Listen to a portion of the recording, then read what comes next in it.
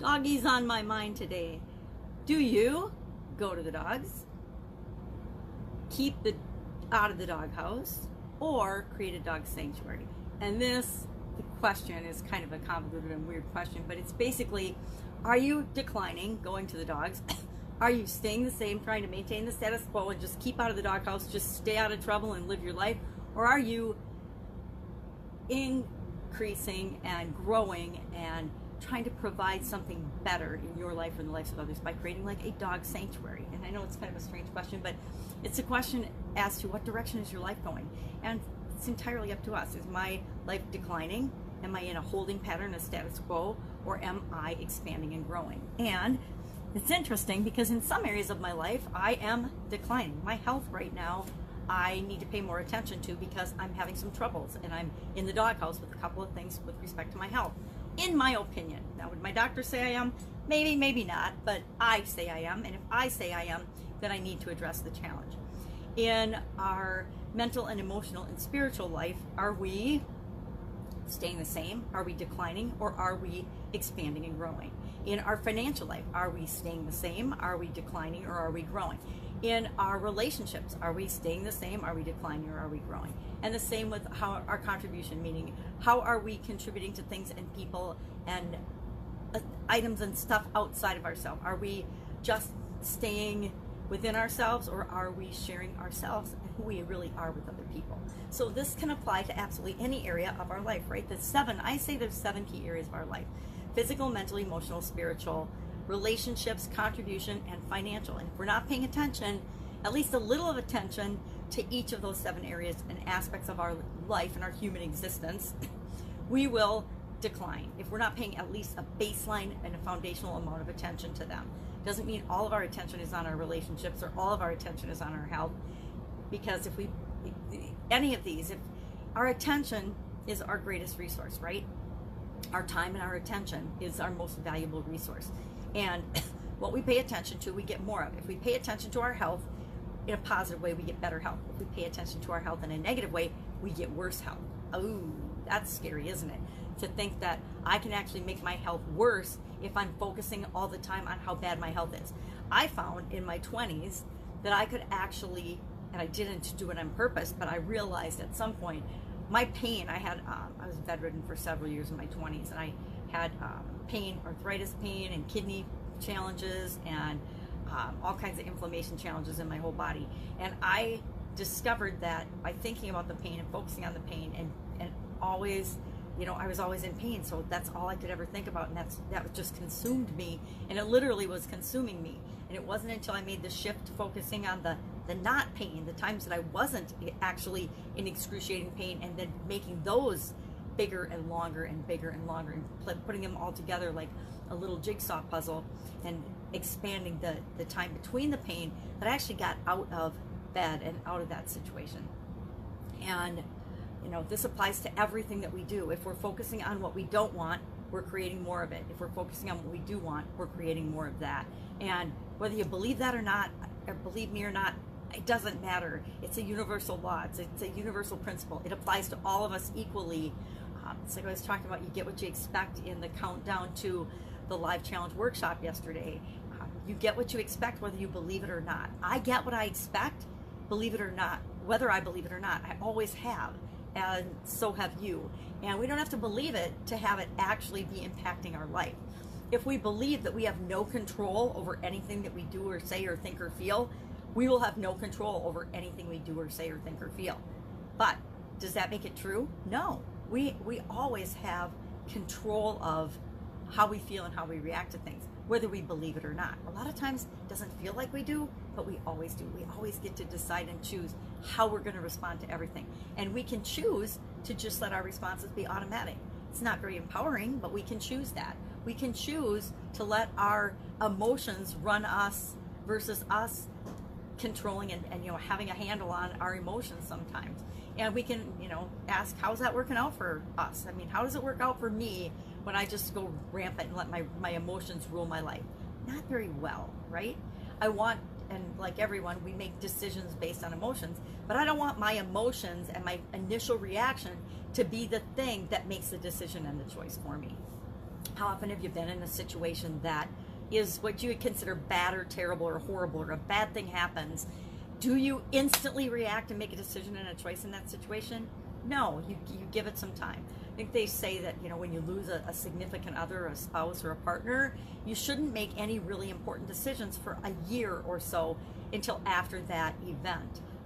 I know that with my mom, when my dad passed away, we wouldn't let her make any big decisions for at least a year till after my dad died. She stayed in her house for a year, and then she decided, okay, this house is way too big for me. It was too big for just the two of them anyway, but it was especially too big and lonely for her. So she moved and got a different house. But we made her wait that time so that she could make a decision not based initially on the emotion of the event that had triggered all the emotions, but to give it time and decide, okay, what do I really want, instead of just emotionally responding. So thinking about going to the dogs today and where we want our life to be. Do we want our life to be something that we're directing and controlling and growing and spiraling upward toward the things that we want? Or do we want to just maintain the status quo and just, go through our life, and whatever happens to us, we just immediately respond to it? Or do we want to just let life bat us around and we just deteriorate in certain areas and aspects of our life because we're not doing anything or choosing anything? We're just letting the world beat us up and beat us around. I would say I'm never going to let the world, and I have let the world beat me up, don't get me wrong, which is why I say this. I have tried to just go with the status quo and just live my life and go along my merry way hunkadoryly, but I get really bored with that. I can do that for like a couple of days, maybe. Maybe when I'm on vacation, I can kind of go with the flow and have fun for a couple of days, but then I'm like, yeah, is this all there is? And so then I'm back on the track of running toward my goals and going toward what it is that I want in my life.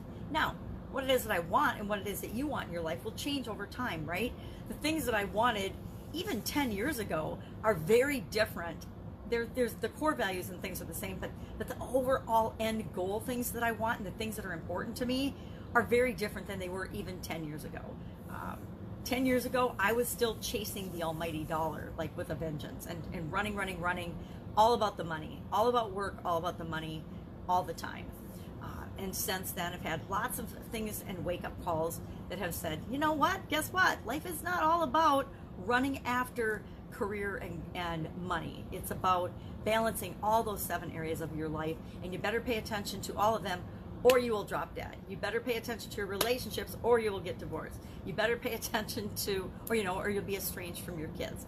You better pay attention to your mental health and your emotional health, or they will run you ragged. And we all need some sort of spiritual connection, spiritual beliefs, whatever those are for you. And they're different for each one of us. Again, my spiritual beliefs are entirely different now than they were 10 years ago. And things change, and that's as it should be. As we become more and grow and develop and become who it is that we're here to be on the planet and experience what it is that we're here to experience, we change and grow. As the world around us changes, we have to change along with it, or we get left behind, and we will go to the dogs. Anything we don't pay attention to will deteriorate. It's just the nature of the world and the universe that we live in. So, thinking about going to the dogs, obviously a lot today. Live challenge workshop countdown to that, the 20 biggest lessons that I've learned in my last 47 years of business. Today is day 15, and it's all about simplifying, keeping things simple. I would have to say I have been the queen of complication, the queen of chaos, the queen of making life and things way harder than they ever have to be. And for about a year now, I have been on this massive simplification, declutter, de-chaos of my life and the way I look at things, the way I see things, the way I do things. It's interesting. I did a scavenger hunt at the beginning of my Supersize Your Business group, probably a year or two ago now. And, to supersize and grow your business, that's what I help people do, whether it's offline or online. And I think I had I don't know how many, 27-step process through this scavenger hunt to grow your business. Guess what? Do you need 27 steps? I felt like Jack Canfield. It's my own personal inside joke. Do you need 27 steps to, and I'm referring to, he's written a really, really good success book.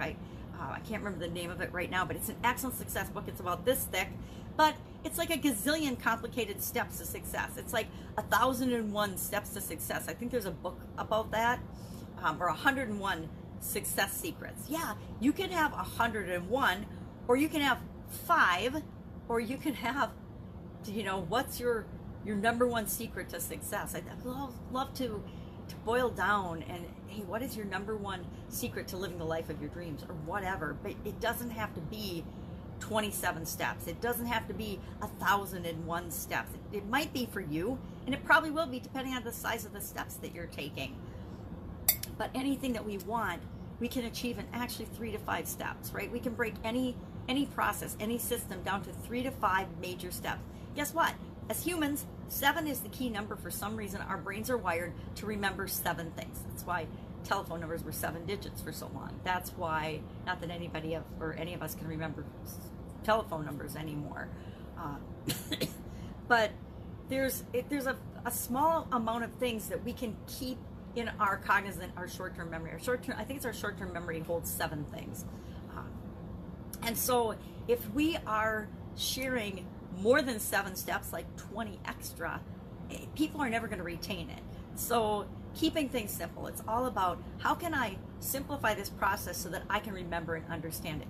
Some of the biggest things I still remember from college, and it's really interesting, and I've used it throughout my whole life and career, are the quality cycle: plan, do, check, act. Almost any problem or situation can be broken down to and go through the 4 steps of plan, do, check, act, right? And you can apply that to anything. And so some of the simplest things become the most powerful because we can remember and use them. One of my favorite problem solving and decision making strategies, which is stupid simple, and my dad taught me it when I was a little girl, is to take a piece of paper, draw a line down the middle, put a plus on one side, a minus on the other. If you want to, you can write the question or the decision that you're trying to make on top, and then you just brainstorm all the reasons to do something, all the reasons not to do it. And then you look at that list, and it helps you to clarify in your mind by writing down what really are the benefits and the drawbacks of making any choice or any decision. Is this a stupid, simple decision-making process? Yes, but can you use it for about 95 to 99% of all the decisions that you need to make, and make decisions a lot? Number 1, better decisions. Number 2, faster decisions. Number 3, well thought out choices and decisions, just by using that itty-bitty simple decision-making process, right? There are super duper complicated decision-making processes, and I am guilty of teaching many of them in the past. I taught people them, the priorities, the urgency, the importance. You can rate all of these different aspects and characteristics of making a decision or a choice on these attributes, and give them a point value of 0 to 10 or 0 to 100. Then you add it all up and divide it, and then make your decision based on the choice that gets the highest or the lowest point score. I can't remember. I think the highest. And it's super duper complicated. Do we need that level of complication when we're making a choice or a decision? 99% of the time, no. In corporate America, when we're deciding among alternatives and projects and things, maybe we needed a more complicated system of deciding that. But for the most part, in our lives, our everyday lives, we don't need that.